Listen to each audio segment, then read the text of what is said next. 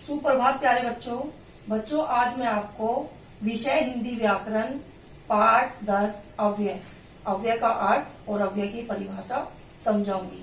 सब बच्चे ध्यान पूर्वक सुने और समझें। पाठ अव्यय शब्द का शाब्दिक अर्थ है जिसका कुछ व्यय या खर्च न हो या जिसमें कोई विकार या परिवर्तन न हो, इसलिए इसे अविकारी शब्द भी कहा जाता है। अव्यय बच्चों, अव्यय की परिभाषा वे शब्द जिनके रूप, लिंग, वचन और काल के प्रभाव से कोई परिवर्तन नहीं होता, वे अव्यय कहलाते हैं। जैसे नंबर 1, लड़का तेज दौड़ रहा है, तो इसमें क्या है? लड़का तेज दौड़ रहा है। अब नंबर 2, लड़की तेज दौड़ रही है, तो इसमें लिंग में परिवर्तन हो गया। जैसे लड़का का लिंग क्या हो गया? स्त्रीलिंग, लड़की, तो इसमें परिवर्तन हो गया। तो ये कौन सा है? लिंग परिवर्तन। नंबर 3, लड़कियां तेज दौड़ रही हैं, तो लड़की का क्या बन गया? बहुवचन लड़कियां, तो वचन में परिवर्तन हो गया। नंबर 4, कबूतर धीरे धीरे दाना चुग रहा है, तो यहाँ पर कबूतर दिखाया है, कबूतर धीरे धीरे दाना चुग रहा है, तो रूप में परिवर्तन हो गया। इसी प्रकार देखो, कौआ धीरे धीरे दाना चुग रहा है, तो यहाँ कबूतर को किस कलर का होता है? स्लेटी कलर का होता है, ग्रे कलर का, और कौआ काले रंग का, तो रूप में परिवर्तन हो गया।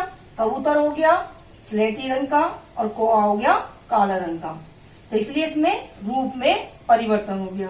अब नंबर 5, कौआ धीरे धीरे दाना चुग रहा है। नंबर 6, कबूतर धीरे धीरे दाना चुग रहा था, इसमें है रहा, इसमें है था, तो काल में परिवर्तन हो गया।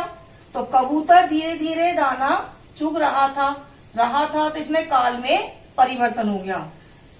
अतः इन सभी वाक्यों में तेज और धीरे धीरे शब्द बदला नहीं, इसलिए ये शब्द अव्यय कहलाते हैं।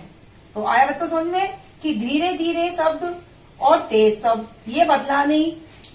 लिंग बदल गया, लड़का का लड़की हो गया, लड़की का लड़किया हो गया, वचन बदल गया। कबूतर का कौआ हो गया, तो कबूतर स्लेटी रंग का है, तो इसलिए रूप में परिवर्तन हो गया। कौआ काले रंग का है, तो दोनों में क्या हुआ? रूप में परिवर्तन हो गया। इसी प्रकार से कबूतर धीरे धीरे दाना चुग रहा था, तो काल में परिवर्तन हो गया। मगर क्या हुआ? इन सभी वाक्यों में तेज और धीरे धीरे शब्द बदला नहीं, इसलिए ये शब्द अव्यय कहलाते हैं। बच्चों, मैंने अभी आपको अव्यय का अर्थ और अव्यय की परिभाषा समझाई। अब मैं आपको अव्यय के भेद समझाऊंगी। सब बच्चे ध्यान पूर्वक सुने और समझें। अव्यय के भेद। अव्यय के 4 भेद होते हैं। अव्यय नंबर 1, क्रिया विशेषण। नंबर 2, संबंध बोधक। नंबर 3, समुच्चय बोधक। नंबर 4, विस्मयादि बोधक।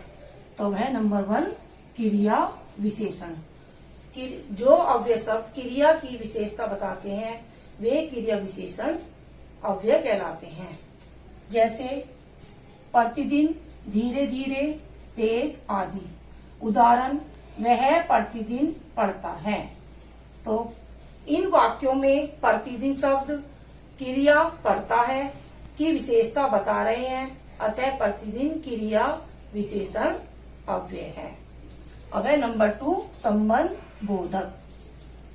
जो शब्द संज्ञा व सर्वनाम शब्दों का संबंध अन्य शब्दों से प्रकट करते हैं, वे संबंध बोधक अव्यय कहलाते हैं। जैसे बंदर, जैसे के ऊपर, के बाहर, के पीछे, के सामने आदि। जैसे उदाहरण, बंदर पेड़ के ऊपर बैठा है, तो बंदर किसके ऊपर बैठा है? पेड़ के ऊपर, तो अव्यय कौन शब्द है? के ऊपर बैठा है। इन वाक्यों में के ऊपर शब्द संबंध बोधक अव्यय है। नंबर 3 समुच्चय बोधक। जो शब्द एक दूसरे के संबंध बोधक, जो शब्द अव्यय शब्द या वाक्यांशों को जोड़ते हैं वे समुच्चय बोधक अव्यय कहलाते हैं। जैसे और, तथा, किंतु, परंतु आदि। उदाहरण, राम और श्याम फुटबॉल खेल रहे हैं। तो इसमें राम और श्याम और जो शब्द है इसमें इन राम और श्याम इन दोनों वाक्यों को जोड़ रहा है। तो राम और श्याम फुटबॉल खेल रहे हैं। तो इन वाक्यों में राम और श्याम शब्द अव्यय के शब्द हैं। नंबर 4 विस्मयादिबोधक। जो शब्द आश्चर्य, हर्ष, शोक, घृणा आदि भावों को प्रकट करते हैं वे विस्मयादिबोधक शब्द कहलाते हैं। जैसे आश्चर्य, घृणा, हर्ष, शोक आदि। उदाहरण, वाह ताजमहल कितना सुंदर है। तो इसमें वाह शब्द जो इसमें दिखाया है, तो वाह शब्द इन वाक्यों में वाह शब्द विस्मयादिबोधक अव्यय है। सुप्रभात प्यारे बच्चों, मैंने पहले आपको अव्यय का अर्थ, अव्यय की परिभाषा और अव्यय के भेद समझाए। अब मैं आपको अव्यय के भेद के बारे में समझाऊंगी। सब बच्चे ध्यानपूर्वक सुने समझे। अव्यय के भेद। अव्यय के 4 भेद होते हैं। नंबर 1 क्रिया विशेषण। जो अव्यय शब्द क्रिया की विशेषता बताते हैं वे क्रिया विशेषण अव्यय कहलाते हैं। जैसे थोड़ा, तेज, प्रतिदिन, धीरे धीरे, यहाँ वहाँ आदि। उदाहरण, नंबर 1 वह प्रतिदिन पढ़ता है। तो यहाँ पर पढ़ता है की विशेषता क्या बता रहे हैं? प्रतिदिन। नंबर 2 कछुआ धीरे धीरे चलता है। तो चलता की विशेषता क्या है? धीरे धीरे। तो कछुआ धीरे धीरे चलता है। इन वाक्यों में प्रतिदिन और धीरे धीरे शब्द पढ़ता है और चलता है की विशेषता बता रहे हैं। अतः प्रतिदिन और धीरे धीरे शब्द क्रिया विशेषण अव्यय है। नंबर 2 संबंध बोधक अव्यय। जो शब्द संज्ञा या सर्वनाम शब्दों का संबंध वाक्य के अन्य शब्दों से प्रकट करते हैं वे संबंध बोधक अव्यय कहलाते हैं। जैसे के ऊपर, के नीचे, के पीछे आदि। उदाहरण, बंदर पेड़ के ऊपर बैठा है। तो बंदर किसके ऊपर बैठा है? पेड़ के ऊपर। तो पेड़ का संबंध किससे हुआ? के ऊपर। नंबर 2 बिल्ली मेज के नीचे है। तो बिल्ली मेज के नीचे है, तो मेज का संबंध किससे हुआ? के नीचे। अतः इन वाक्यों में के ऊपर, के नीचे शब्द संबंध बोधक अव्यय हैं, क्योंकि ये शब्द संज्ञा एवं सर्वनाम शब्दों पेड़, मेज एवं उसके साथ संबंध प्रकट कर रहे हैं, इसलिए यहाँ पर संबंध बोधक अव्यय है। तो बच्चों, मैंने आपको अव्यय के भेद समझाए।